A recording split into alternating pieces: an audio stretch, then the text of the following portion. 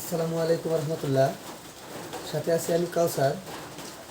আজকের আলোচ্য বিষয় বেসিক ইলেকট্রিসিটির ৮ অধ্যায় ক্যাপাসিটর এবং ক্যাপাসিট্যান্সের ধারণা।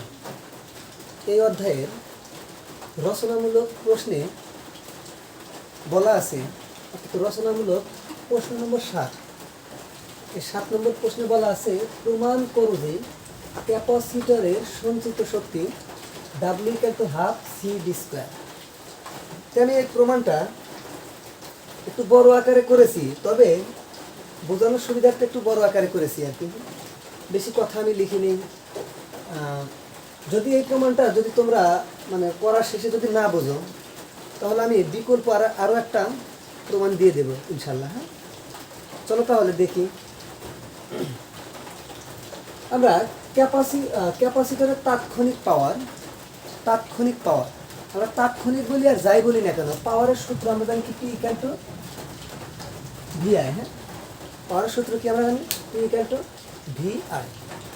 VI। তাই আমরা এখানে লিখেছি কি, ক্যাপাসিটরের তাৎক্ষণিক পাওয়ার P = VI। তো এই P রাখলাম ইকাল টু এই V, এই I এর জায়গায় আবার লিখছি C/d/dt। অর্থাৎ এই I সমান আবার কি দেখা যায়, C/d/dt। I = C/d/dt কিভাবে আসলো আমি একটু শেষে দেখাবো। আচ্ছা, আমি এখনই দেখাচ্ছি।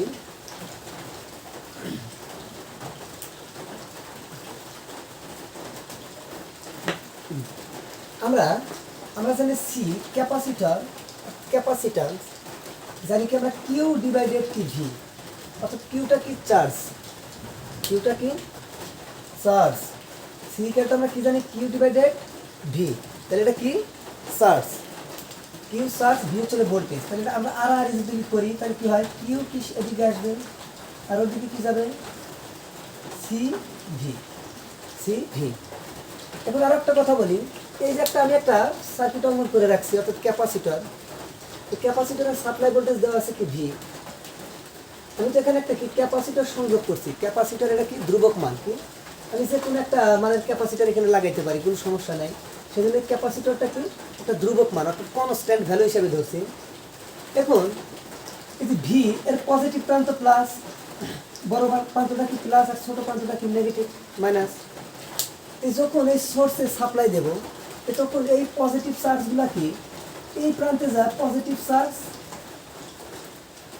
জমা হবে। হ্যাঁ, এই প্লেটে, অর্থাৎ ক্যাপাসিটরের দুটো প্লেট থাকে, এই প্লেটে কি পজিটিভ চার্জ জমা হবে, আর এদিক দিয়ে কি নেগেটিভে যা কি হবে, নেগেটিভ চার্জ জমা হবে। এখন একটা কথা, আমরা C কে ধরছি কনস্ট্যান্ট, এর মান কোনো পরিবর্তন হবে না। কিন্তু এখন এই যে V যখন সোর্স থেকে সাপ্লাই দিয়েছি, এখন কি প্রথমে কি ডাইরেক্ট সব চার্জ কি এখানে জমা হবে না, আস্তে আস্তে যাবে, ধীরে ধীরে কি প্লাস চার্জ জমা হবে, এখানেও কি ধীরে ধীরে কি এখানে মাইনাস চার্জ জমা হবে। তাহলে এখন বোঝা যাচ্ছে যে এই চার্জটা কি একটা সময়ের উপর নির্ভর করে, কারণ সময় যত একটু বাড়বে চার্জের পরিমাণ তত ওখানে বেড়ে যাবে, সময় যত কি কম থাকবে চার্জের পরিমাণ এখানে কম। তাহলে আমরা বলতে পারি যে এই কিউটা সময়ের উপর নির্ভরশীল। কিউটা সময় যত বাড়বে চার্জের পরিমাণ এখানে জমা হবে, সময় যত কম ছিল তখন চার্জের পরিমাণ এখানে কম ছিল। এক সময় কি এই সোর্স থেকে কি চার্জ, অর্থাৎ কি supply, positive charge negative charge গিয়ে কি এই এদের পটেনশিয়াল, অর্থাৎ কি এদের ক্যাপাসিটরের দুটো প্লেট, এদের মধ্যে পার্থক্য এই ভোল্টেজটাই হবে আর কি।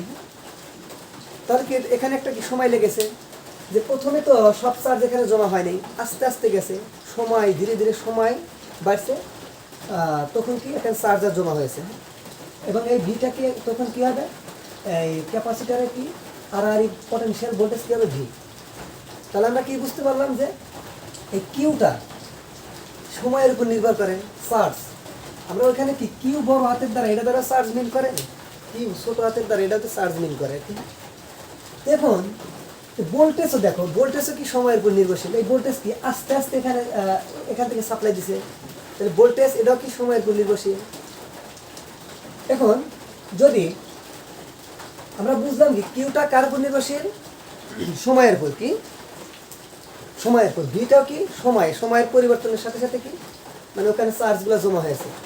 তাহলে আমরা এই যে ডি কিউ কিউ যে আছে, এই ডি কিউ ক্ষুদ্র চার্জ, এই কিউকে যদি আমরা কি ডিটি এর সাপেক্ষে ডিফারেন্সিয়াল করি আর কি, হ্যাঁ, অর্থাৎ বোঝাচ্ছি যে নিচে টি দিছি ডিটি, মানে কি টির সাপেক্ষে এই কিউকে ডিফারেন্সিয়াল করা, হ্যাঁ, মানে এটার অর্থ বোঝায় কি টির সাপেক্ষে কিউকে ডিফারেন্সিয়াল করা।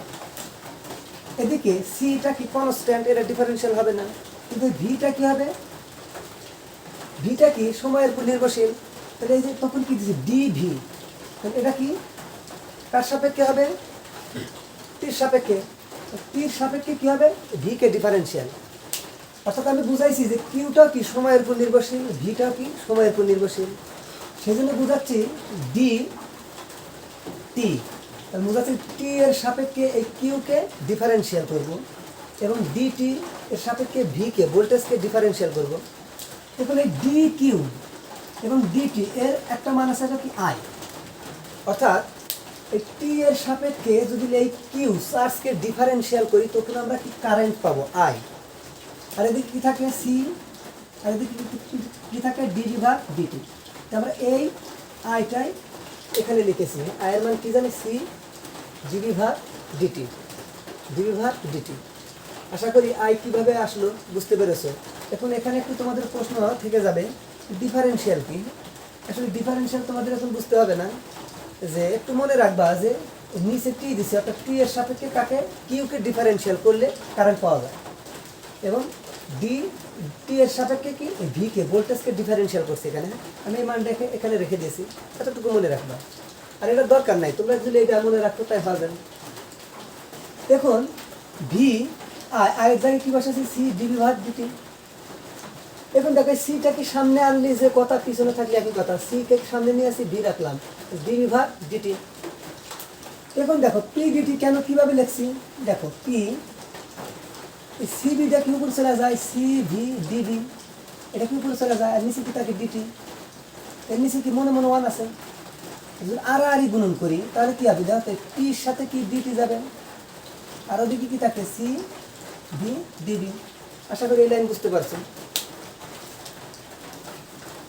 এখন আবার আমরা জানি কি পাওয়ারের আরেকটা সূত্র জানি, যে পাওয়ারের আরেকটা সূত্র জানি যে কাজ ভাগ যদি সময় দিই তাহলে কি হয় পাওয়ার, অর্থাৎ একক সময়ে যে পরিমাণ কাজ সম্পূর্ণ হয় তাকে পাওয়ার বা ক্ষমতা বলা হয়। পাওয়ারের আরেকটা সূত্র ডাব্লু বা টি। এখন সেম কাজ করছে, এর নিচে মনে মনে আছে আর গুণন করছি ডাব্লু, এটা কি টি। দেখুন এই যে ডাব্লু এর আগে কি দিচ্ছে ডি, আর এই যে টি এর আগে কি দিচ্ছে ডি টি। আসলে ডি ডাব্লু এবং ডিটি দ্বারা বোঝায় কি, ডি ডাব্লু দ্বারা বোঝায় ক্ষুদ্র কাজ, আর ডিটি দ্বারা বোঝায় কি ক্ষুদ্র সময়। অর্থাৎ আমরা এই যে ডি ওয়ার্ক, অর্থাৎ এই কাজটাকে যদি আমরা সময়ের সাপেক্ষে ইন্টিগ্রেশন করি তাহলে আমরা কি ক্যাপাসিটরের সঞ্চিত শক্তি পাবো। আমি কথাটা আবার বলি, এই যে ডি ওয়ার্ক, ডি দিচ্ছে ক্ষুদ্র কাজ এবং ক্ষুদ্র সময়, তো এই ক্ষুদ্র কাজ, এই কাজকে যদি আমরা সময়ের সাপেক্ষে ইন্টিগ্রেশন করি, এটা কি ইন্টিগ্রেশন চিহ্ন, আর এই ডি বা ডিটি মানে বোঝায় কি ডিফারেন্সিয়াল চিহ্ন, হ্যাঁ, এটা অপারেটর। এই কাজকে যদি আমরা সময়ের সাপেক্ষে ইন্টিগ্রেশন করি তাহলে কি আমরা সঞ্চিত শক্তি পাবো, কি সঞ্চিত শক্তি পাবো।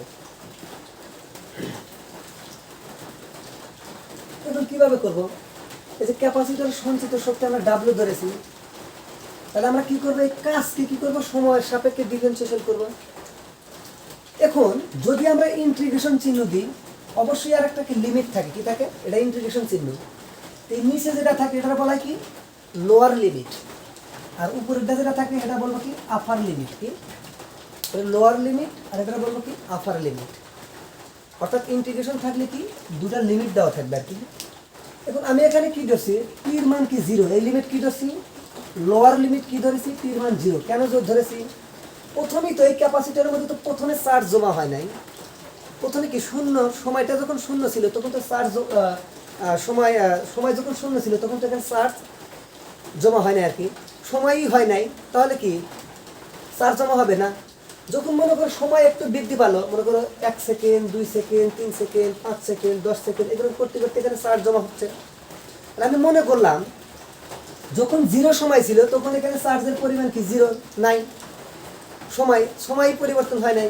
তো আমরা তো এটাও জানি যে যে আমরা বেগের সূত্র থেকে জানি তো যে একটা আদি বেগে যদি একটা বস্তু থাকে, যদি একটু সময় যায় তখন সে কি একটা স্মরণ হয়, যদি সময়ই যদি না হয় তাহলে তো স্মরণ হবে না। তেমনি আমি এখানে কি সময় যদি না হয় তাহলে এখানে কি চার্জ হবে না। সেই জন্য আমরা কি প্রথমে কি সময়কে ধরছি জিরো, তখন কি চার্জ তখন ছিল না। যখন আস্তে আস্তে সময় বৃদ্ধি করলাম তখন কি চার্জ ওখানে জমা হলো। আস্তে আস্তে সময় বৃদ্ধি করলাম, সময় বৃদ্ধি করতে করতে আমি মনে করলাম টি সময় পর্যন্ত বৃদ্ধি করছি। তাহলে এখানে কি টির মান প্রথমে জিরো ছিল, লোয়ার লিমিট, আর বৃদ্ধি করেছে কি আস্তে আস্তে টির মান কি হয়ে গেছে টি পর্যন্ত। তো দেখো ডি ডাব্লিউ যে কথা পি ডিটি একই কথার মধ্যে সমান আছে, তাহলে কি যে ডাব্লিউ ইকুয়াল টু কি দিছি এই জিনিসটা সমান কি এটাও দিতে পারি, কারণ এটা সমান, সেম কাজ এটা করেছি আর কি। এটা যে কথা এটা একই কথা সমান, তাহলে কি আমরা এটা কি বাদ দিয়ে মনে করো এই জিনিসটা এখানে লিখছি ডাব্লিউ ইকুয়াল টু জিরো, টির মান কি ধরছি জিরো, আর এই টির মান কি ধরছি ডাইরেক্ট টি, থাকে কি পি ডিটি, এটাকে পি ডিটি। এখন যখন এখানে একটু খেয়াল করতে হবে ইন্টিগ্রেশন, যখন এই যে ডি যে একটা আছে যে কোনো জিনিস ডি এরপরে যে টি যদি থাকে কিংবা এক যদি থাকতো যাই থাকুক না কেন এখানে টি আছে, সেই জন্য লিমিটগুলো হয়েছে কি আপার লিমিট জিরো, লোয়ার লিমিট হচ্ছে কি টি।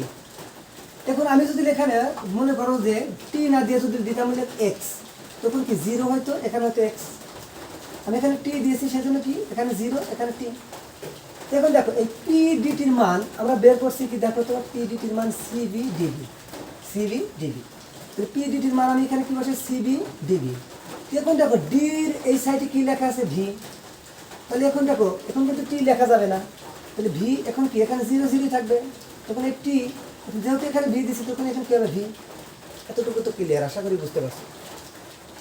এখন আমরা একটু ইন্টিগ্রেশন সম্বন্ধে একটু ধারণা দিই।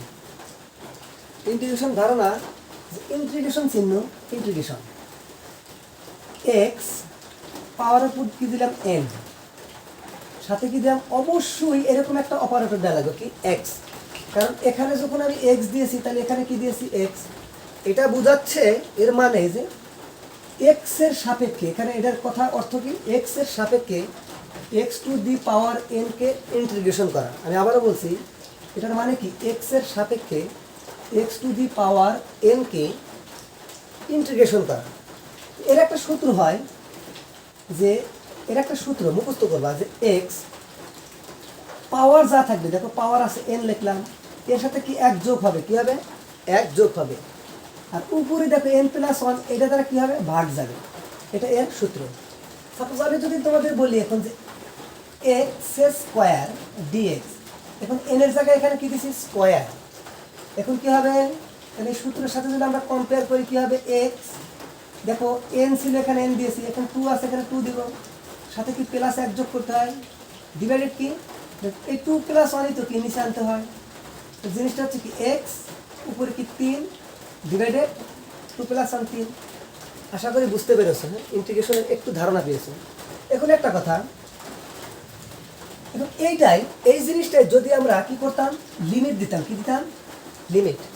সাপোজ আমি এখানে ধরে নিলাম যে একটা লিমিট দেবো জিরো, আর এখানে ধরলাম কি দুই, কি ধরলাম দুই, আমি লিমিট দিয়েছি কি ধরে নিয়েছি জিরো, আর এখানে দিয়েছি কি দুই। এই লিমিট জিরো এবং দুই এটা এটা শুধুমাত্র এই এক্স এর ভ্যালু, কি এক্স এর ভ্যালু একবার জিরো হবে এবং এক্স এর ভ্যালু আবার কি টু হবে। আমি আবার বলছি এই যে লিমিট দেওয়া মানে কি এখানে যে মানটা থাকবে যেটার ইন্টিগ্রেশন করব সেটার মান, অর্থাৎ এখানে এক্স ছিল এক্স, এক্স এর মান একবার জিরো হবে, এক্স এর মান একবার কত হবে টু। দেখুন লিমিট যেহেতু দিয়েছি তাহলে কি জিনিসটা কি যখন ইন্টিগ্রেশন করছে তখন কি হয় এই যে লিমিট এখানে বসে জিরো টু, তাহলে কি আমরা লাস্টে পেলাম কি দেখো তো এক্স এস কিউ থ্রি, তাহলে কি লিমিটেশন জিরো টু নাকি। এখন দেখো সবসময় মনে রাখবো যে কনস্ট্যান্ট মানগুলা সবসময় কি সামনে চলে আসে, কি আসে সামনে। এক্ষেত্রে আমাদের দেখা যাচ্ছে যে এক্স বা থ্রি এর মধ্যে কি লুকায় আছে যে one divided three x S Q, অর্থাৎ এক্স পাওয়ার থ্রি যে কথা ডিভাইডেড থ্রি যে কথা 1/3 এক্স স্কোয়ার একই কথা, কারণ এটা এর চলে গেলে এই লাইনে হয়। এখন এই যে 1/3 এটাকে আমরা সামনে নিয়ে আসবো, তাহলে এখন কি থাকে এর ভিতরে এক্স স্কোয়ার, এটাকে এক্স স্কোয়ার, আর এখানে কি লিমিট ছিল কত 0 2, তাহলে কি হবে 0 2। তাহলে দেখো 1 3 আমি বলছি না এক্স এর মানগুলা কি 0 এবং 2 এইভাবে বসাইতে হয়। এক্স এর মান প্রথমে বসাবো কি 0, কি 0, এই এক্স এর জায়গায় কি বসাবো 0, এর পাওয়ার কত আছে 3, সূত্রের একটা মাইনাস দিতে হয় মাইনাস, এবং এই এক্স এর মান একবার বসাবো কি এখন 2, তারপর কি আছে 3, তাহলে এখন 1/3 0 পর কি দিলে কি হয় 0 হয়, -2 কি দিলে কত হয় 8, কি -8, এই মাইনাসটা সামনে আসলে এটাই হয় অ্যান্সার। আশা করি বুঝতে পেরেছো, অর্থাৎ কি এই লিমিটগুলোর মান এখানে যেটা থাকবে সেগুলোর মান, এক্স এর মান একবার কি বসাবো 0 0 বসাইছি, সূত্রে একটা মাইনাস দেওয়া লাগে, আর এই এক্স এর মান একবার বসাইছি কত 2, তারপর কিউ। আশা করি বুঝতে পেরেছি, এতটুকু একটু ইন্টিগ্রেশনের ধারণা পেয়েছো। অত কিছু মানে এত ডিপে বোঝার দরকার নাই, কারণ ইন্টিগ্রেশন একটা বিশাল একটা চ্যাপ্টার, অর্থাৎ ক্যালকুলাস বিশাল একটা চ্যাপ্টার, মানে এই প্রমাণের ক্ষেত্রে আমি একটু বুঝাইলাম আর কি। যদি যদি তোমাদের মনে করো এত মনে না থাকলে এখানে একটু আমি মুখস্থ টাইপ করবা। হ্যাঁ, এখন দেখো এখন কি আছে 0, আর এটা কি ভি। আমি কিছুক্ষণ আগেই বলছি সিটা কি ধ্রুবক মান, কি সিটা কি ধ্রুবক মান, পরিবর্তন না। ধ্রুবক মান কি সামনে নিয়ে আসছে, যে সামনে নিয়ে আসা লাগে, ধ্রুবক মানকে ইন্টিগ্রেশন করা যাবে না, মনে করো কি নিয়ে আসছে সামনে নিয়ে আসছে, আর কি থাকে 0 ভি, এখন কি ভি ডিভি। এখন দেখো এখানে যখন ছিল মনে করো যে এক্স ডিএক্স, কি এক্স ডিএক্স কে করবো, এই এর মাথার উপর কি কিছু নাই, কি মনে মনে 1 ছিল, কি ছিল এক্স এর মাথার উপর মনে মনে কি ছিল 1 ছিল। এই সূত্রের সাথে যদি কম্পেয়ার করি তাহলে কি হবে এক্স 1 + 1 ডিভাইডেড 1 + 1 দিলে কত 2, এই এক্স এর ইন্টিগ্রেশন করলে কি হয় x² / 2। তাহলে খেয়াল করে দেখো যখন এখানে ছিল এক্স, এখানে কি এক্স, এখন এই কাজটা এখানে করবো, এখানে দেওয়া আছে কি ভি, তাহলে এখানে কি দেবো এখন বলো তো ভি, অর্থাৎ এখানে যা থাকবে এখানে তাই থাকবে। এটার ক্ষেত্রে কি হবে সেম, ভির উপর মনে মনে কি আছে ভি 1, তাহলে ভি 1 + 1 যদি কত হয় 2, আর এই 1 + 1 দ্বারা কি ভাগ করলে কত 2 হয়, জিনিসটা হয় কি v² / 2। এই জিনিসটা আমি এখানে ইন্টিগ্রেশন করেছি, দেখো এই যে ভি অর্থাৎ v1 এই সূত্রের সাথে আবার কম্পেয়ার করেছি, তাহলে ভি ডিবিকে অর্থাৎ ভির সাপেক্ষে যদি ভিকে ইন্টিগ্রেশন করি তাহলে কি হবে v²/2। এখন এই ভি এর ভির মানগুলো কি একবার 0 একবার ভি। এখন দেখ এর এর এর এর এখানে কি আছে 1/2 আছে না, ওই আগের মতনই জিনিসটা এরকম আছে না 1/2 v², কি তার মানে কি এই v² / 2 যে কথা, এটা যে কথা এটা একই কথা। তাহলে এর ভিতর কি 1/2 লুপে আছে, তাহলে এই 1/2 কে আমরা বাইরে নিয়ে আসছি, কোথায় নিয়ে আসছি বাইরে, তাহলে এখানে কি থাকে শুধু v², কি থাকে এখানে v²। তাহলে আমি বলছি যে এই যে ভির মান একবার বসাবো 0 একবার বসাবো কি ভি, এখানে এই লাইনটা এখানে লিখেছি দেখো w ½c।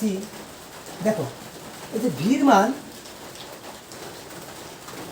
মান এখন সরি ওখানে একটু ভুল বলেছিলাম। হ্যাঁ, এরকম করতে হয় যে আপার লিমিট অর্থাৎ এক্স এর মান আপার লিমিটটা কি আগে বসাইতে হয়, বড়টা আগে বসাইতে হয় ছোটটা পরে বসাইতে হয়। হ্যাঁ, বড়টা আগে বসাইতে হয় ছোটটা, যেমন আমি এখানে করছিলাম কি x² এরকম ছিল 0 2 দিয়ে একটা উদাহরণ দিয়েছিলাম, তাহলে এই জিনিসটা এরকম হইতো না, আগে কি x³ ছিল না, তাহলে আগে কি এই 2 আপার লিমিটটা আগে বসাইতে হবে, 2 এর উপর কিউ মাইনাস আবার x এর মান কি 0 বসানো লাগবে, অর্থাৎ বড়টা আগে বসাইতে হবে। আমি ওখানে প্রথমে ধারণা দিয়েছিলাম ছোটটা আগে বসাইছিলাম। হ্যাঁ সরি, হ্যাঁ তোমরা একটু বুঝে নিও।